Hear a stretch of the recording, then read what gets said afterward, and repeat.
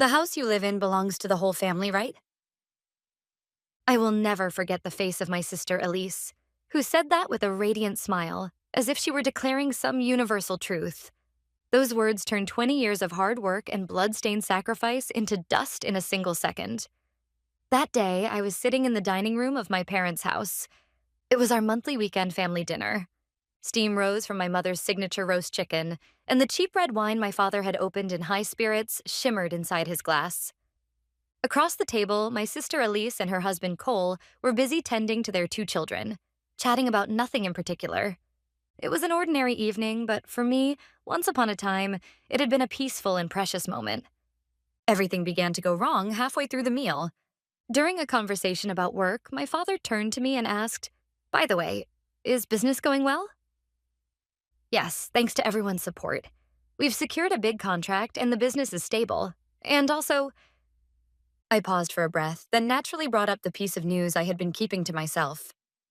I had no intention of boasting. I only wanted to share my relief with my family. The relief of finally being freed from the heavy chain I had carried for so long. Actually, last month I finally finished paying off the mortgage. 20 years. It was a long road, but at last, the house is completely mine. In that instant, the cheerful clatter of the dining room fell silent as if it had been a lie. In the stillness where time itself seemed to stop, the only sound was the high-pitched clang of my 7-year-old nephew dropping his fork onto his plate. The first to speak wasn't my father, surprisingly. What came from his mouth was less a word of praise than a sigh of resignation, as if he already foresaw the trouble to come. "I see. Well, that's quite something." My mother said, "That's wonderful," but her eyes flicked toward Elise, as if to say, "Please, not now." Then, trying to mask the tension, she hurriedly returned to wiping her grandchild's mouth. They knew. They all knew that this peaceful meal was about to reach its end. And it was, of course, my sister Elise who shattered the frozen air. "Wow, that's amazing. Wait a second. Does that mean the house is completely free now? Like, no mortgage, no liens, nothing?" I didn't miss the way her eyes gleamed, sharp and hungry, like a predator that had just found its prey. Next to her, Cole exclaimed cheerfully, "No way, Vanessa! You get to live in that mansion and only pay property tax? That's insane." But Elise's interest was on a completely different level. She placed her knife and fork onto her plate with a sharp clink and leaned forward across the table. Then, as if seeking agreement from the rest of the family, she spoke clearly. "Then that means the house isn't just your personal asset anymore, right? It's our family's shared property now, isn't it?" Those words were a declaration of war. I quietly set my wine glass down on the table. Feeling the chill spreading through my fingertips, I forced my voice to remain calm. "Elise, I don't know what you're talking about. Don't make bad jokes. That house is my personal property, bought with the money I earned at my company. Nothing more, nothing less." Elise shrugged her shoulders in exaggerated innocence. "I'm not joking. We're family, aren't we? Helping each other in hard times is what families do. You're single and don't even use half of that big house. We're struggling with 2 kids in a tiny, overpriced apartment. Isn't it obvious who could make better use of that place?" At that absurd logic, I quietly replied, "If you have that much to complain about, maybe you should try cutting back on a few luxuries. That watch on your wrist looks pretty expensive." Elise gently stroked her wristwatch, as if it were something precious. "This? Oh, this was a graduation gift from Mom and Dad. You spent your money on your motorcycle back then, but I've always liked nice things like this. Not that I could afford anything this lovely since getting married." At those words, my mother, who had been silent until then, spoke up hesitantly. "Vanessa, maybe you could at least think about what Elise is saying. Just imagine how happy Dylan and Tessa would be if they could play in that garden." "Mom, what are you saying?" My voice rose before I could stop it. I couldn't believe those words came out of her mouth. When I looked at my father, he averted his gaze awkwardly and drank his wine in silence. That silence was his quiet agreement with her. I realized then that I was completely alone. Elise, sensing her parents' support, smiled triumphantly. "See? Mom and Dad understand. You're successful in business, Vanessa. Buying another house wouldn't be hard for you, right? Sharing a little for your family wouldn't hurt anyone." "Sharing?" I let out a cold laugh. "Sharing, you say?" Do you have any idea what every pillar and every brick of that house is made of? They're built from my 20 years of blood and sweat, and from all the time you spent living comfortably while I was working to create it. Are you seriously telling me to share that? My voice was quiet but hard as steel, and the children flinched in their seats. But there was no stopping me anymore. My words sliced through the air of the dining room like a blade of ice. The confident smile vanished from Elise's face, replaced by an ugly look of anger. What's with that attitude? Blood and sweat? Don't exaggerate. You turned your hobby into your job and lived however you wanted.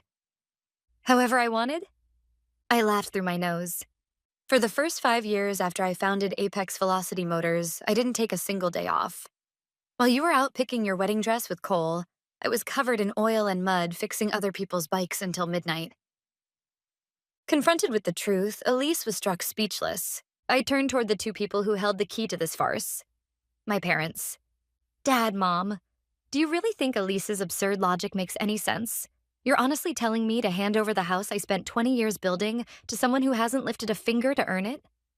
My father finally spoke, his voice heavy. Vanessa, Elise and Cole have children. You're on your own, but they have a future. Try to see it like an adult. Those words severed the last remaining thread of connection in my heart. I had nothing left to say. I see. So that's your answer. I stood up quietly. I placed my napkin on the table and picked up my handbag. There was no anger or sadness left in my movements, only the cold resignation of someone who finally understood everything. All right, now I know exactly what the word family means to you. My mother called out, "Wait," in a panic, but I spoke without turning around, my hand on the doorknob. No, Mom. The conversation's over. Forever. I closed the door of my parents' house behind me. The dull thud that followed marked the end of my old life. I sped down the coastal road on my beloved vintage Harley, returning to my own fortress. After parking the bike in the garage, I opened the heavy teakwood door and stepped inside. The living room was wrapped in silence. Beyond the window, the night sea stretched out endlessly, calm and unbroken. This was the culmination of my effort. My sanctuary, untouchable by anyone. I brewed a cup of coffee and sank into the sofa, when suddenly my smartphone began to vibrate wildly inside my handbag. The screen lit up, overflowing with incoming calls and messages. Dad, Mom, Elise, Cole, and even distant relatives, an aunt and cousins who almost never reached out. They all came at me at once, like a single organism moving to attack. When I opened the messaging app, a flood of venomous words filled the screen. My sister called me a heartless woman. My father condemned me, saying, "I didn't raise you to be like this." My mother cloaked her guilt in kindness, pleading, "Do the right thing for the family." And finally, even my aunt, who had barely spoken to me in years, accused me through hearsay. "You got successful and abandoned your family." They were trying to paint me as a greedy, cold-hearted woman who had drowned in her own success and cast her family aside. An ordinary person might have broken down under such an onslaught, crying in despair. Or perhaps they would have fired back in anger, dragged into a swamp of emotional conflict. But I am Vanessa, 48 years old, CEO of Apex Velocity Motors, a business owner who has weathered countless troubles and absurd complaints. I took a sip of my coffee and calmly began operating my phone.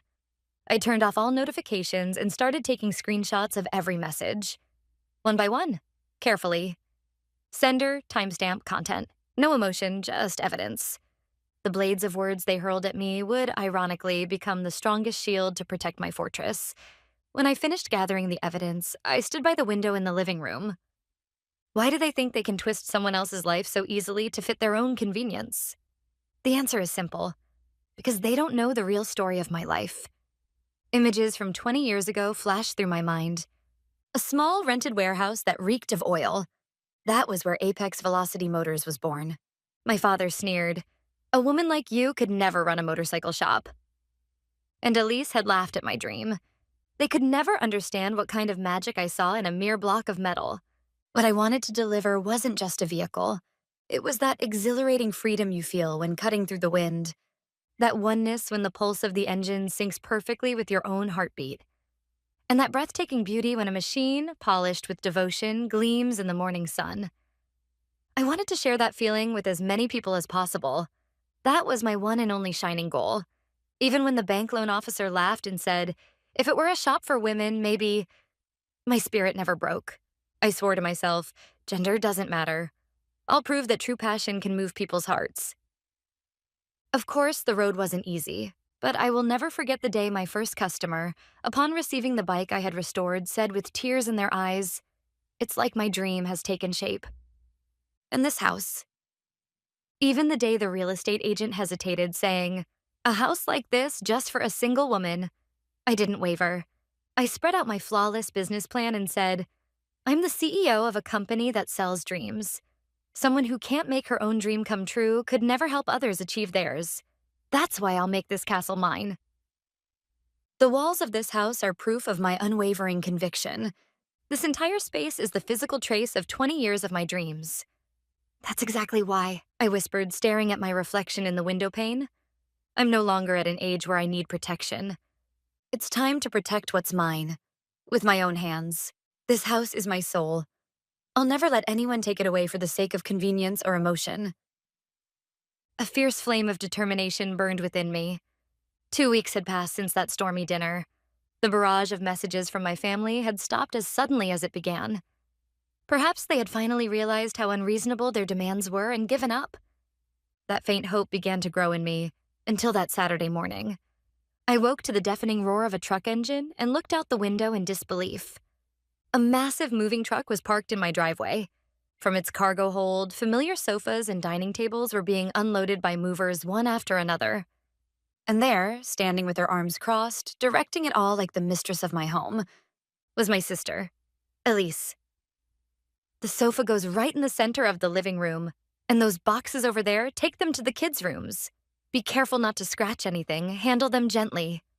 Beside her, Cole stood with his arms crossed, looking uncomfortable, while the two children stood frozen, bewildered and anxious. I opened the front door still in my bathrobe and stepped in front of them. "Elise, what on earth are you doing here?" At my shout, the mover's hands froze mid-motion. Elise turned to face me slowly, as if she had been expecting my arrival. There was not a trace of remorse on her face. Instead, she wore a calculating smile that seemed to say, "About time you showed up." "Oh, good morning. As you can see, we're moving in. From now on, our family will be living here." Her brazen attitude stole the breath from me for a moment. She actually intended to seize this house. She truly believed that by physically moving in, I would be forced to give in. I swallowed my anger and with a freezing calm, addressed the bewildered movers first. "Excuse me, which moving company are you with?" The foreman-looking man answered suspiciously. "Always moving company, but—" "I see." I nodded. "Everyone, listen carefully. This land and the building are the personal property of me, Vanessa Clark. The couple standing there have unlawfully entered my private property without my permission." The workers' expressions changed. The foreman glanced between Cole and me. "Hey, what's the deal here, Cole? Didn't you say your sister had approved this move?" "Well, that's, Cole stammered and looked to Elise for help. Elise blushed red and shouted, "She is my sister. This is a family matter, so it's none of your business." That statement was the clincher.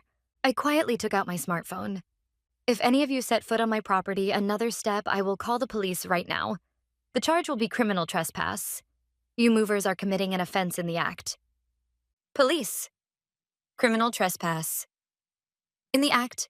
The words I spoke had a devastating effect. The foreman of the moving crew, with a professional instinct, immediately realized this was not a simple family spat and that they must not be dragged into a legal mess. "Everyone, stop. Put the furniture back on the truck. Hurry." Ignoring Elise's panicked cries, the foreman apologized to me. "I'm terribly sorry, ma'am. We'll withdraw immediately. We'll bill Mr. Cole for today's dispatch fee at a later date." Within 10 minutes, the truck had gone, leaving only Elise and Cole standing there in stunned silence, and me staring at them with a cold gaze. The first round was entirely mine. Elise exploded in anger over the failed plan, but Cole restrained her. "Stop it, Elise. Let's go back to Dad and Mom's place for now. We'll rethink the plan." Rethink the plan. Those words proved, beyond doubt, that they had not given up on taking this house. Cole dragged Elise into the car, and they sped away as if fleeing. As they left, Elise glared at me through the window with a snake-like, vengeful stare. After they were gone, I began to act at once. I called the security company and set the motion detection sensitivity on the cameras to maximum. Then I went to the garage and gently placed my hand on my beloved Harley. It's okay. If they lay a finger on you, I'll make them pay a price that won't stop at a single finger. That night, my premonition came true in the worst possible way. An emergency alert flashed on my phone. Warning, suspicious motion detected in the garden area. I checked the surveillance footage on my study PC and saw Elise and Cole, both dressed all in black. They were using shovels to destroy the flower beds I had painstakingly cultivated. When they finished ravaging the garden and sighed in satisfaction, Cole suddenly pointed toward the garage shutter. On the screen, I could clearly see a devilish smile spread across Elise's face. Garden damage isn't enough, is it? They approached the garage with metal bars in hand and smashed the control panel for the electronic lock mounted on the wall. Finally, they kicked and struck the shutter again and again at the height where my Harley surely stood. Hearing those blows, my blood ran cold and I was seized by an urge to rush out and beat them senseless. But I forced myself to restrain that impulse in front of the monitor. It was not the time for me to go out. If I ran out there now, they would twist it all into nothing more than a family dispute. This wasn't where the battle would be won. I clenched my teeth and waited in silence, waited for their foolish rampage to end completely, and for this footage to become what it needed to be. Finished, irrefutable evidence. The next morning, I was at the office of my company's legal advisor, Nathan Brooks. After he finished watching the surveillance footage on the large monitor, he spoke quietly, his voice laced with anger. This is terrible. It's far beyond a family quarrel. Vanessa, if you want, we can have them sent to jail. I nodded calmly. Yes, Nathan. This is a clear crime. So let their punishment be carried out properly, through legal and official channels. I explained the plan I had prepared in advance. First, I'll file a police report, along with this flawless video evidence. They'll be summoned for questioning on charges of property damage and trespassing. I see. So you'll start by mobilizing the authorities. Exactly. And at the same time, you'll send them a civil notice for damages. The claim amount is $4,000. If they refuse to pay, then we move to the next step. I'll release an edited version of the footage on my company's social media as a public warning about criminal activity in the neighborhood. Nathan gave a sly smile. Official legal pressure on the surface and the threat of public exposure underneath. You really do know how to fight. I'm not fighting because I want to. But if it's to protect my castle, I'll become the devil itself. That afternoon, I went to the police station. After reviewing the footage I submitted, the detective said, "This is serious. We'll begin the investigation immediately and summon the suspects for questioning." A week later, the storm struck the Miller family. From what I heard, officers visited their home in the morning, and Elise and Cole were escorted into the patrol car for voluntary questioning. A few hours later, when the two of them returned home, utterly exhausted from the interrogation, the mail carrier arrived. In his hand was a thick, certified letter, addressed for personal delivery only. Cole accepted it with trembling hands, opened it in the living room, and the color drained completely from both their faces. The documents scattered across the table bore the heading, "Claim for Damages, Amount $4,000, and contained a number of horrifying evidentiary photographs from that night. My mother picked up one of the photos and collapsed into tears on the spot. The letter ended with a cold, concise line from Nathan Brooks. "If no sincere response is received within 72 hours, we will execute all legal measures, including publication of the evidence footage." The next afternoon, I received a weak phone call from my mother. "Vanessa, please reconsider. If Elise and Cole are arrested, Dylan and Tessa will be labeled children of criminals for the rest of their lives. Are you seriously saying you want your beloved nephew and niece to face that future?" As expected, my mother ultimately brought up kids.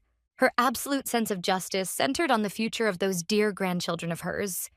In the face of that distorted love, the magnitude of the harm I suffered became a trivial matter. I responded calmly but firmly to that reality. It is not I who is trying to ruin the grandchildren's future. It is Elise and Cole who committed the crime. Mom, you still don't understand who the real perpetrators are, do you? But those children will suffer. Enough. I cut my mother off. If you truly care about your grandchildren, there is only one thing you should do: make them properly pay for the crimes they committed. Before my mother could say anything further, I ended the call and blocked her number. After that phone call, all contact from the Miller family ceased entirely. Shortly after 11 p.m., with less than an hour left on the deadline, a short message arrived on my phone from Cole. "We understand. We will pay the money." A single line, a dry fact announcing their complete surrender. Thus, the battle over my castle concluded with my total victory. The next day, I heard from acquaintances that the Miller household had been thrown into chaos trying to raise the $4,000. Elise and Cole naturally begged our parents for help. However, our parents steadfastly refused to hand over the savings they had set aside for their old age in cash. "You reap what you sow," they said. They may have loved their grandchildren, but they did not have the resolve to touch their precious nest egg. In the end, Elise apparently sold the designer bags and jewelry her parents had given her before marriage to a pawn shop for next to nothing to scrape together the money. For a proud woman like her, that must have been a humiliation worse than death. But that was the just consequence for someone who tried to steal another person's castle. A few days later, I confirmed that exactly $4,000 had been deposited into my bank account. On the same day, Nathan Brooks's office sent me copies of the signed affidavits from Elise and Cole. "I hereby vow to never approach the residence or place of employment of Vanessa Clark again." That single sheet of paper drew an eternal borderline between them and me. That weekend, I raised a modest, solitary toast. I cooked a steak and opened a bottle of wine. I opened the window facing the garage and quietly lifted my glass toward my beloved bike, resting in the quiet. "Cheers to our castle." At that moment, a final message from Elise arrived. "I never want to see your face again." I couldn't help but laugh at that one line. What a coincidence.